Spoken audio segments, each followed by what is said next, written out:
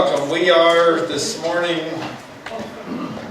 we'll see how this goes along here. We'll start out in 2 Chronicles chapter 20, but you might want to stick a little finger in 2 Kings chapter 3, because we may actually end up there before the day's out.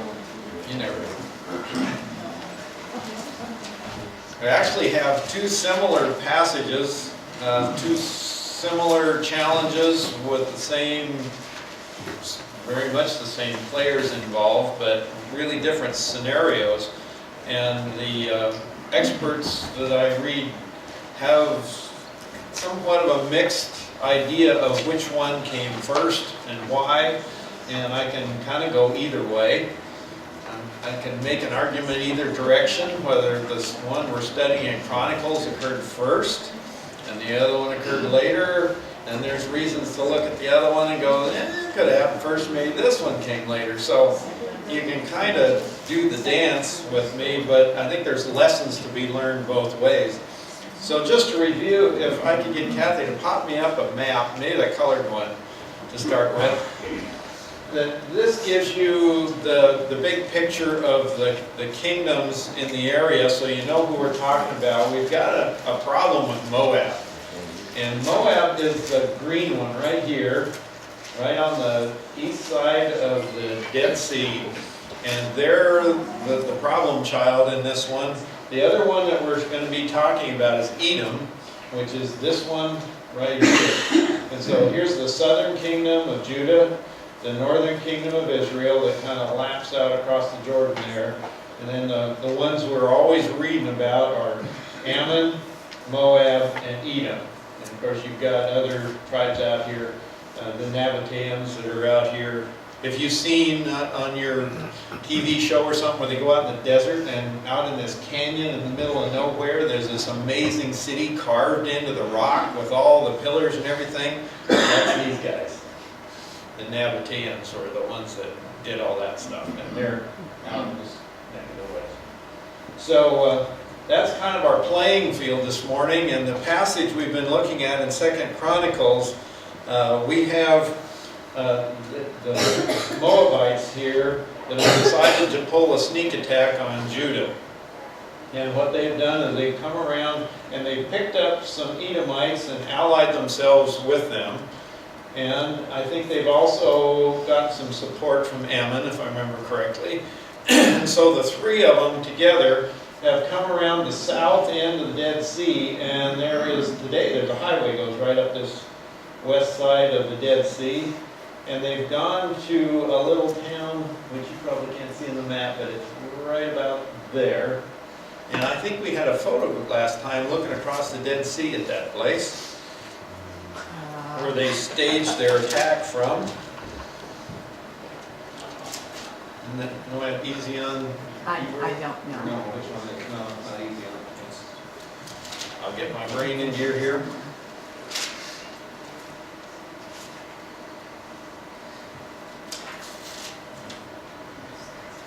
En-Gedi, that's what. Don't we have a photograph of En-Gedi from last time? Right there.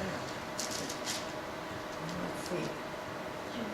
That one looking across the sea at the cliff. There we go.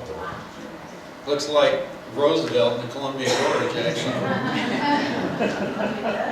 Got a little bit, looks like Rock Creek right here. That's the big one right there. So, no, the landfill's got to be up here somewhere. Anyway, so not totally an unusual comparison when you consider the altitude gain here, but a whole lot drier country. I would not be growing wheat out here. This whole country is pretty desolate, but this is the Dead Sea here, and they would have come up this way, and when they got to here, it gets, as you can see, a little more rugged. I would guess that highway that's carved through there probably was not easily passable in those days, and so this was the place where you went back up this way. And the interesting thing to me, just no extra charge, and I may have mentioned it last time, you would think, in our way of thinking, that the way you got to the higher ground is go up the bottom of the draw until you come out up here. The trouble is they're so narrow and steep and rocky that it's really not convenient to travel that way, especially if you got a whole lot of folks to move. And so the main road goes zigzag up the face and over the top. And I read one account of the trail up over the top and said when you're down looking up, you can't believe that anybody can traverse the face of that bluff, and yet they did it with loaded camels. So this is the place that they came to, and this is when the spies first noticed that there was an army gathering and we had a problem on our hands. So here is the place, and they're going to go out and they're going to be fighting this battle, presumably, in the wilderness of Judah. And we always talk about the wilderness, and I don't know about you, but every time we talk about wilderness, my mental picture is trees and mountains. I mean, that's wilderness. When you go to Washington, D.C. and campaign for wilderness areas, 9 times out of 10, it's a forest somewhere. So I brought a couple pictures of the wilderness of Judah so you could see how beautiful it is there and just what an inviting landscape we have out over the edge here. If you can find the ones, 2 of them you grabbed this morning. There's 2 photos. And there are 2 maps and 2 pictures. Well, That should be 2 pictures of the wilderness of Judah. They went south. Number 1 and number 2 maybe? Did they not come? No. Well, maybe we don't. Moving right along. So here's our pictures. We've got these 3 armies. They've gathered at this place here and they're moving up into the highlands. And back up in here is where they're going to go into the wilderness of Tekoa. And they're going to stage a battle there. I think their ultimate goal probably was to go to Jerusalem. If they could get up to Tekoa and Bethlehem and move on to Jerusalem. There we go. That's the beautiful area that's up there. You can see it's real green and vibrant, so it qualifies for wilderness. I think there's a shrub over here, probably counts for a tree somewhere there. So rugged, barren, desolate country. Didn't you say they brought their families too? It appears as we go through, you'll see that they came like they were planning to stay. I mean, this was not a light military-only movement. It looks like they had intentions of not only having the military come in, but they were bringing along behind settlers. The idea was to conquer and move in. That they thought the time was right, things were weak enough. And who wouldn't want to move into a place like that, right? Drinking water is, well, you've heard of the little oases and things. Well, it's kind of a different idea, but they're springs. And whenever you read in the Bible about the spring of this person and that person and the well and stuff, down in the bottoms of these canyons, there's often a spring. And if you go online and do a little search, you'll find out there are actually monasteries that were built much later, back up in some of these canyons, and there'll be a little spring there. And the monasteries are just carved practically right into the cliffs. So it's a interesting area. If you want to get away from it all and live the monastic life, I'd say you won't be bothered a lot out there by the press of civilization. And probably leave you pretty well alone. So this is the kind of country that they're working their way through, headed for Jerusalem, which is a lot nicer than this. Jerusalem's a lot prettier. And if any of you got Clarence's email with a little link to the thing about Jerusalem and it doesn't fly over, that is cool. Thank you, Clarence. If you didn't get that, ask him to send you the link. There's a movie thing. It's kind of like a movie trailer deal where they do the Google satellite flyover a bunch of Israel, and they fly over some of this country on their way to Jerusalem. Neat stuff. Ron, Yes. so what do we do with the land in today's day? Is it It looks pretty much the same. no minerals or obviously no farming? Well, there is some minerals in some of these. I'm not sure exactly where, but there was a reason why they had copper and precious metals and things. There are some mining things that are done and have been done. Yeah. Where's the milk and honey? I'm sorry? Where's the milk and honey? The milk and honey, it's on the other side of the hill.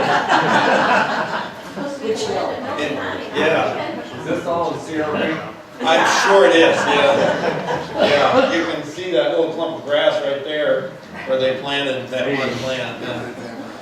Yeah, so, yeah, this is desert country down here, and it's definitely not the milk and honey part you would normally think of, which is further over on the coastal plain, and then further up and from Jerusalem on north, you know, there's some real fertile ground, and of course the Jordan Valley is lush and green and gorgeous compared to this, so. What's the sea you're referring to, is it salt or water? The Dead Sea is salt, yeah, it's called dead because it drains in, there's no drainage out. It's like down here in Utah, where you got the salt sea, where all the water runs in and it evaporates out, and then that's what you have. So we can go look at it today. In fact, on the very south end, would you pop my colored map up again, Kathy? Oh, I got her busy. Can you pop up my colored map again there? When you look at this map, this part right here today, it'll look like the sea ends right there, because this is all salt pans where they've diked it and everything, and they actually have salt they separate out of the water there. So when you look at that today, you'll say there's something wrong here because I don't see this little doohickey right here. That's because it ends right there now. And then this is all funny colored stuff. So it's changed a little bit. But nasty country. So you can see if you're going to do a sneak attack, this is the way you go. And last time we had the king going, I am in deep trouble. An ally of 3 armies deep coming at me, and he's gone to the Lord. And remember, they had the most strange battle plan you have ever heard in your life. In verse 21, it tells us that they're getting ready to go out and leave. I think we finished here last time. It was when he had consulted with the people. So he talked to everybody, explained what we're going to do here.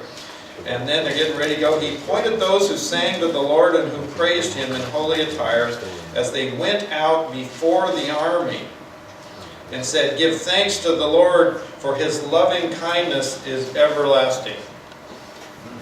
Sounds a lot like going into the land. They sent the priests on ahead with the Ark of the Covenant. You know, they were in front, the military guys were behind. And every day when they went out and marched around the city of Jericho, the army was behind. The religious folks, if you will, the worship leaders were out in front. And here it sends the worshipers out in front. We're going to hopefully get over to the other passage, and I want you to see this music thing comes in really interesting. And the worshipers, and that part is a really interesting thing that proceeds so much of what God tells his people to do. And it tells you he is interested in our action, but he's interested in our hearts before we get to the action, and he uses the music as a tool to that end. So we'll see that happen. The really fascinating part here is I want you to see where the battle was won, because it's right here. And if you read through it too quickly, you will miss it, that the victory was won over this immense army right here in verse 22. They have not left Jerusalem yet. They're on the way out the gate. I mean, yeah, they're starting out. They're not a half a mile from Jerusalem yet, I'm sure. It says, when they began singing and praising, at that point, then the Lord set ambushes against the sons of Ammon, Moab, and Mount Seir, who had come out against Judah, so that they were routed or defeated, is another translation of that word. They came out of the singing. They are up here at Jerusalem. These guys are down here in the desert. And the army is beaten while they're still leaving Jerusalem. That is hard to get in your mind. It says when they left, God said, I see that heart, I see that the people that is trusting me, and the job's done right there. And they don't even know it. And here's how he did it. We've got the sons of Ammon and Moab, and they've got the inhabitants of Mount Seir, which is these guys down here. You pick them up on the way. So we got this one, and this one allied together. They picked up some folks from down here, and they get out there, and on the day that everybody is leaving Jerusalem, here's the problem we have. They rose up against the inhabitants of Mount Seir, destroying them completely. And when they had finished with the inhabitants of Seir, or however you pronounce that, they helped destroy one another. We had a falling out, so to speak. Somewhere along the line, there was the folks from one group that decided to set ambushes. It says, the Lord set ambushes against the sons of Ammon and Moab and Mount Seir. Somewhere in there, one of them decided, the way this is explained that the Hebrew is telling us, is what happened is one of these three decided that they were going to take over, or they were going to somehow get even with the others. I don't know, there was somebody got their feelings hurt, or they lost at the gambling game the night before, and they wanted their money back. And who knows what tool God used, the animosities between these three, that one of them, and it appears that maybe Edom, the folks from Seir or Edom, were the ones that started it, that somehow set an ambush or did something against the other two. The other two jumped on them and beat them up. By the time they got done doing that, everybody was after everybody. We've seen that before, haven't we? If you go back in history, where folks got panicked or stampeded by something, and they ended up killing each other. So here it is, by the time they just helped destroy one another, and it's gone.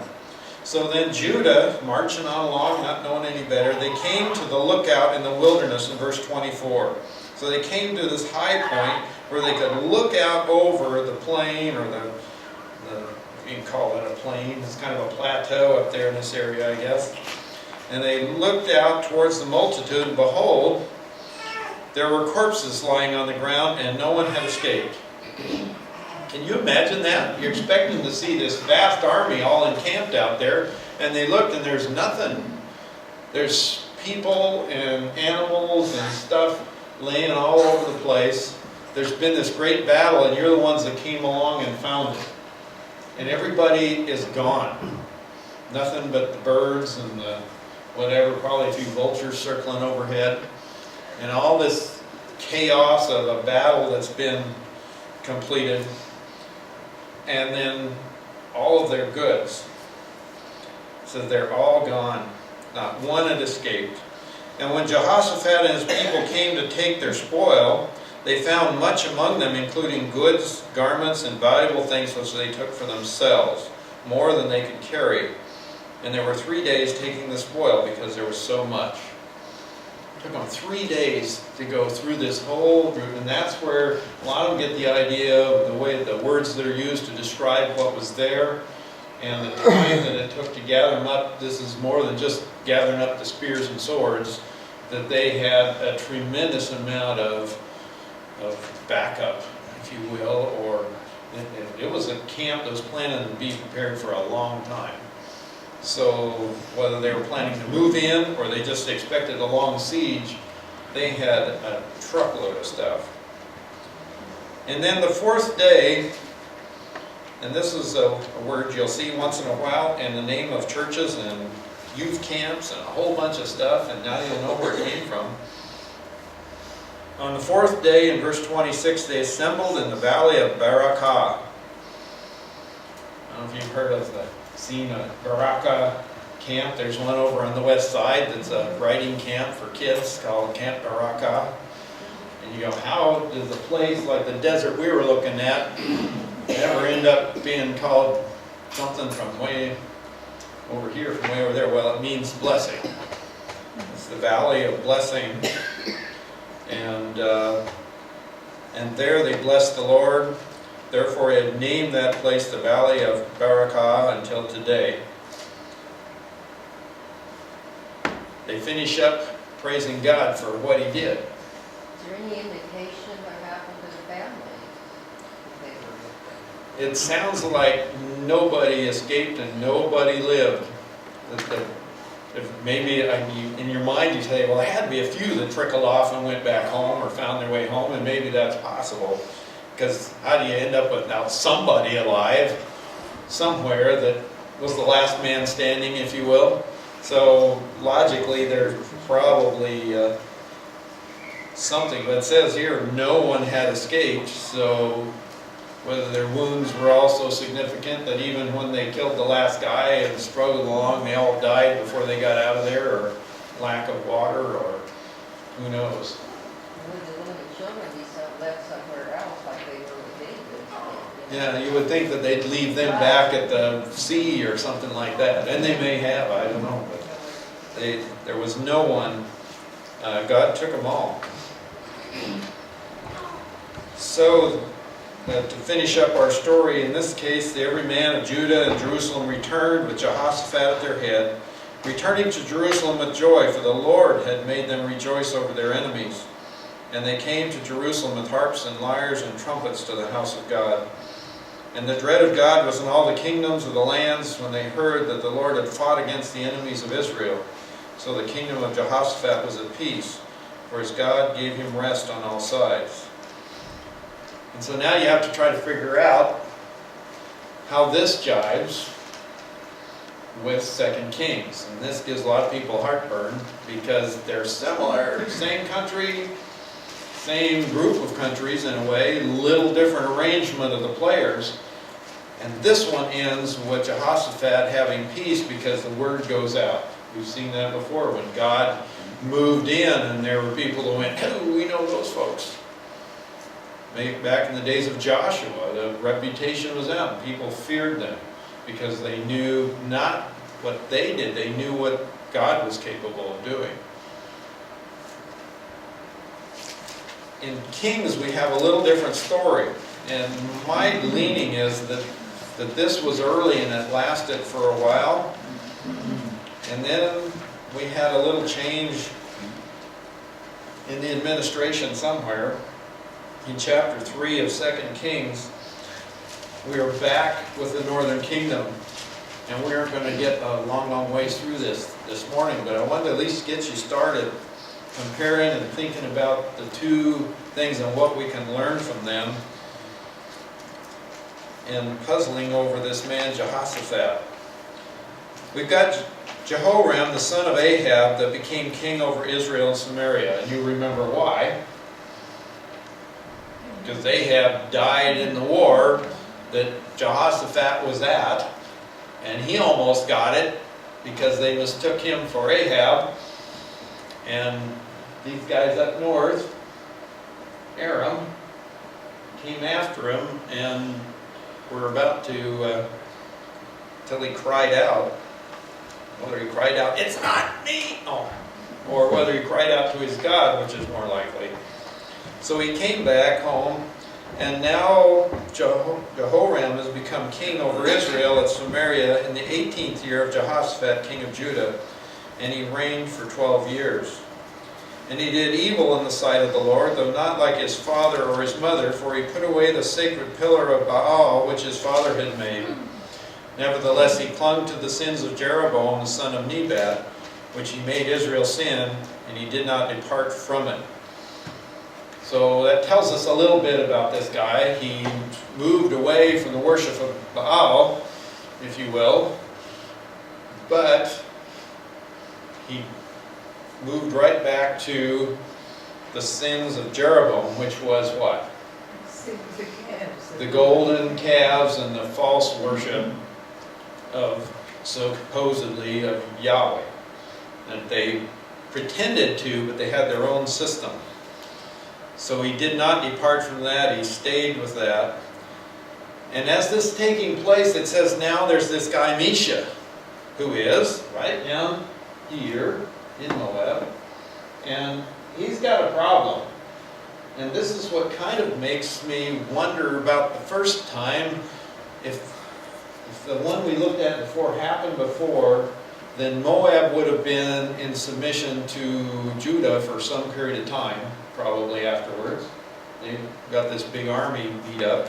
And as we come to this passage, Mesha, the king of Moab, they're sheep breeders, And they used to pay the king of Israel 100,000 lambs and the wool of 100,000 rams in tribute. So these are taxes that are levied upon that land to support these guys.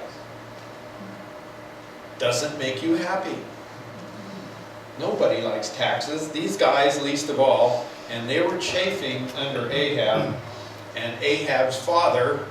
It started with Ahab's dad. Remember Omri? So you're following this deal. Omri's first, Ahab's second. Ahab's died now in this battle. And you're Misha sitting down there watching all the things taking place. Spies have been checking out this guy, Jehoram. And what are you thinking? He says, in verse 5, it came about when Ahab died, the king of Moab rebelled against the king of Israel. No more sheep, buddy. We're done. We've had it. Not paying any more. Do something about it if you can. And so King Jehoram says, we're not going to stand for that in verse 6. And he went out of Samaria at that time and mustered all of Israel. So he went out, gathered up his military, collected them all, and then said, well, let me think about that a minute. Moab, they're pretty big. They can be kind of fierce.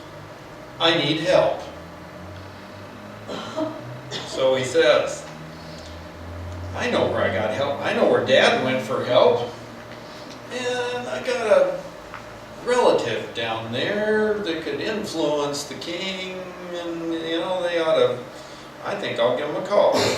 So he went and sent word to Jehoshaphat, the king of Judah, saying, the king of Moab has rebelled against me. Will you go with me to fight against Moab? And he said, are you kidding? That's what you wanted him to say, right? Are you nuts?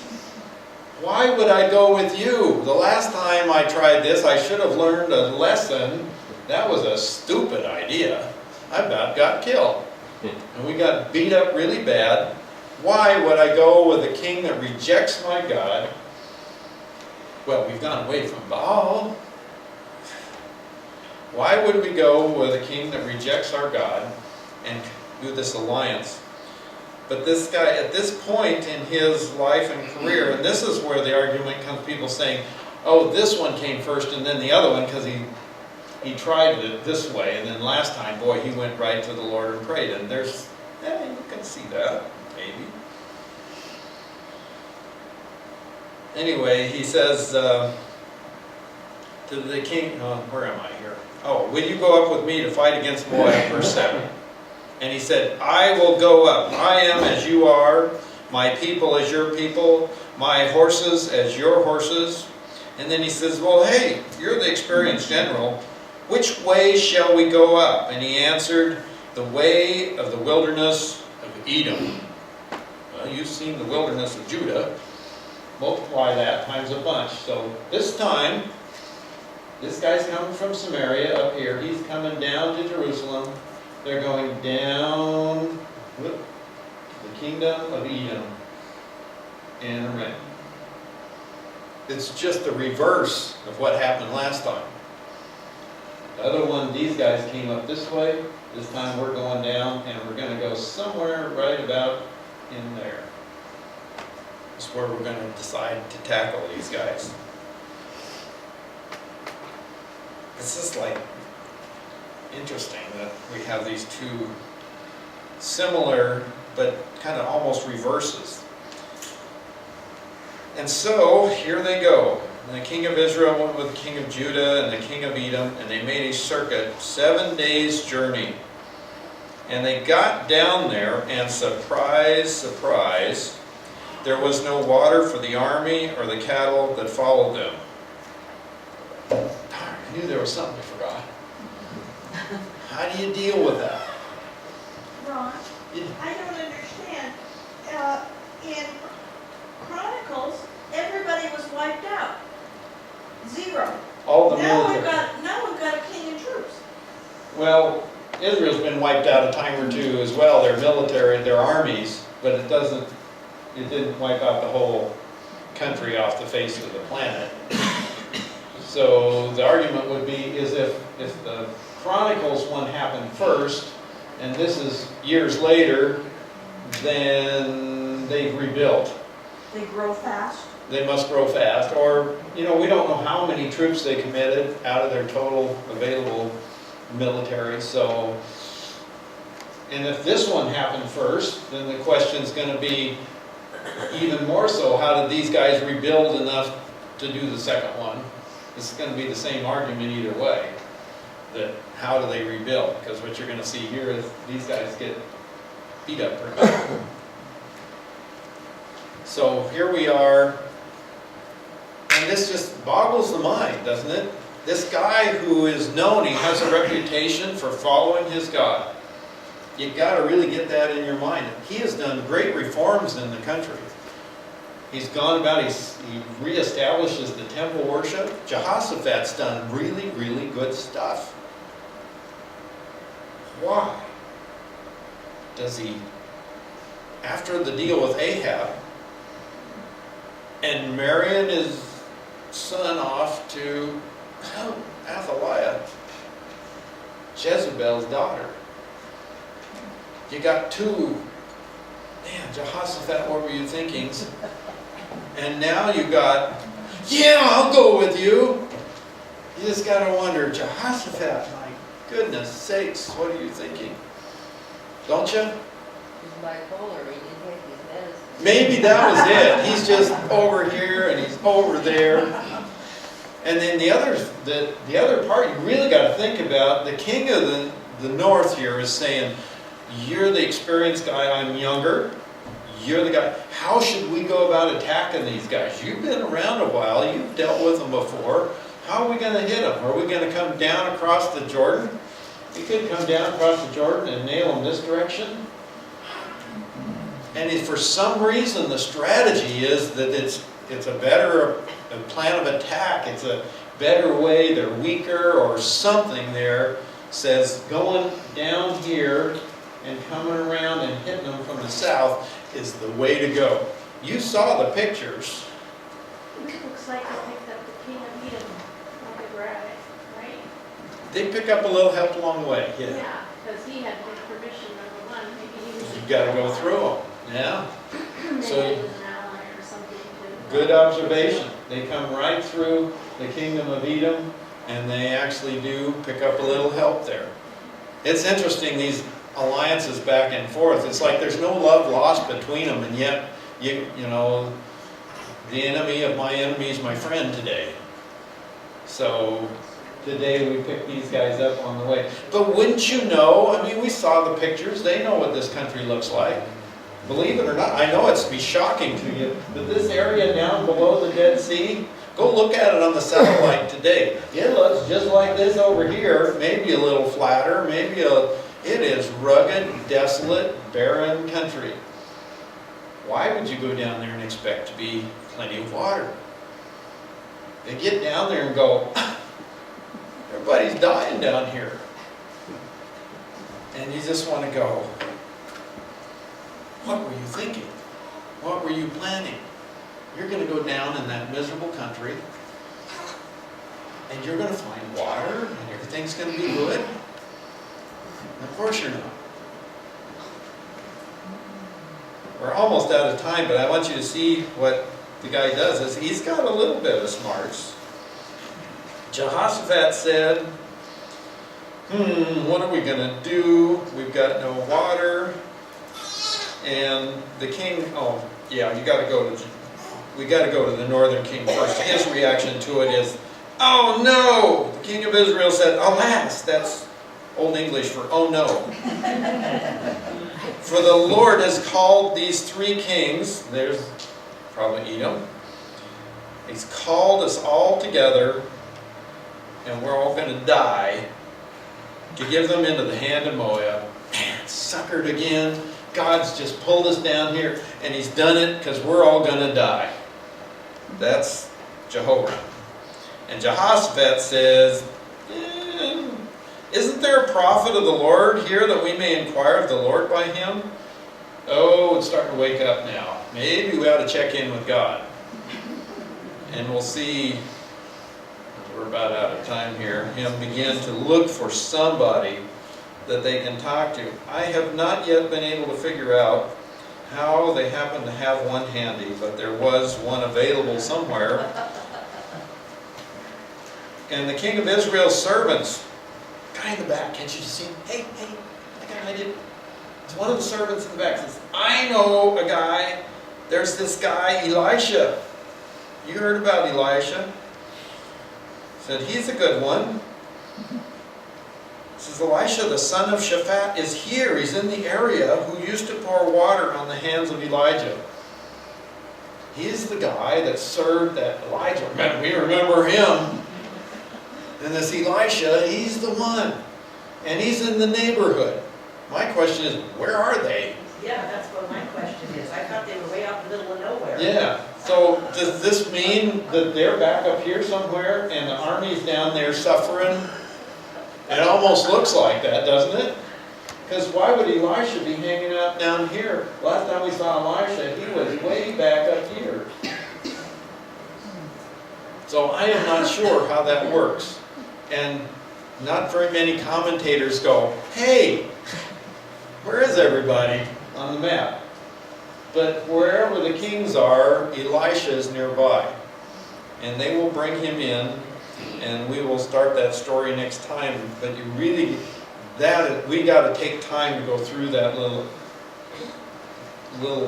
discussion with Elisha, because there is a lot of really interesting things that we can learn from that. There's parallels in that are worth taking some time over. So today we're stuck with, so what? Isn't that fun, history, interesting type stuff? And it's really easy to read all these things, and it's really hard to stick the mirror up in front of ourselves and say, what about me? I'm not a king. I'm not in charge of anything. I'm not leading an army. What could this possibly, what good could this do for me? And the only, well, I won't say the only, but the thing that just hits me right here is a guy like Jehoshaphat with access to the priest and to the temple. He lives next door, if you will, to the temple. And he has that influence and that access. And we've seen him do wonderful and good things. By George, just like the Apostle Paul says, he has an old sin nature. He's got that old nature within him, and that human tendency to lean on my own self-sufficiency and my own smarts and figure it out. And his fallback position is just like yours and mine. When everything hits, your first reaction is to fix it with whatever your area of strength is. If your area of strength is to worry about it, you do a really good job of worrying about it. If your area of strength is to go out and get busy doing something, anything, whatever you can think about, that's Jehoshaphat. Yeah, come on, we'll go get them. Let's put a plan together. We're going to figure this all out, and we'll put a strategy together, and we'll go. You know, we'll find some way to figure it out. And God's standing out there going, hello? And so even with all that influence, he has the same things that we face. We've got access. I mean, we've got the mind of Christ. We've got the mind of God right here with us all the time. We've got a free country where we can come on Sunday and listen to people babble on until we just die about this ancient place and this old stuff. We've got all that at our, and it's right there. We're getting told over and over and over about trusting God and what He'll do for us and the miracles He's done in the past. And when the cancer diagnosis hits, when the catastrophe in the family hits, when the financial pinch hits, when the government freezes up because they can't get along and don't know what to do, we all go, well, let's see, I'll figure it out. We'll pull out my IRA and we'll do this and we'll do that, and we're going to figure it all out. And the first thing God wants is to have us go immediately to the temple and worship Him. Just like we saw Jehoshaphat do the first time. And you can follow that through and see how that worked out. The battle was won before they left town. When they said, God, you're in charge.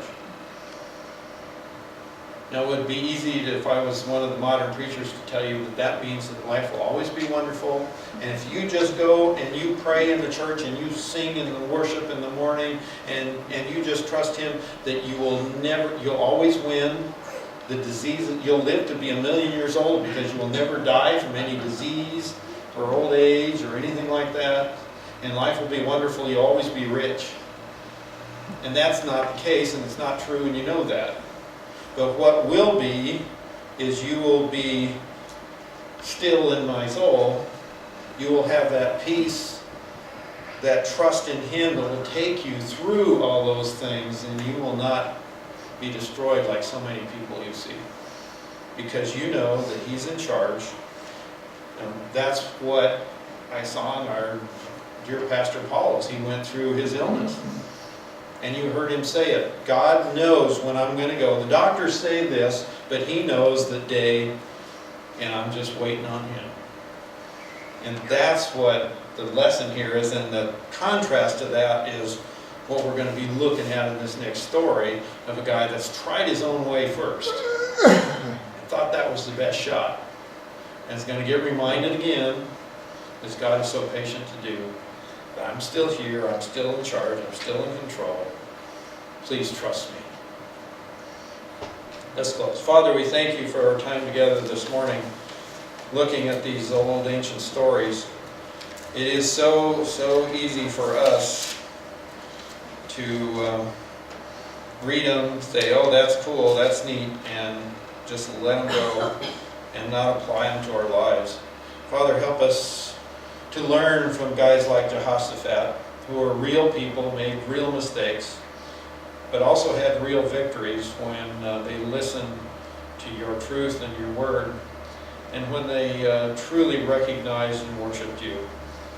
And You took them through those difficult times, and You showed Yourself to be their God and the one that was in charge. Help us to see You that way in the midst of life and the challenges and trials. Help us to see You in charge, to see You victorious, and help us to be about the business that You have assigned us to be that influence in the world, that those who do not know You, that are around us, would see Your hand in our lives. And as the nations around Israel feared because of the power that You exhibited in that case against those allies against your people, that they would see that You have Your hand on us, and that in the way that we approach life, with the grace we extend to others because it's been extended to us, that we can demonstrate who Jesus Christ is to a needy world. We just thank You, Father, for our time together this morning.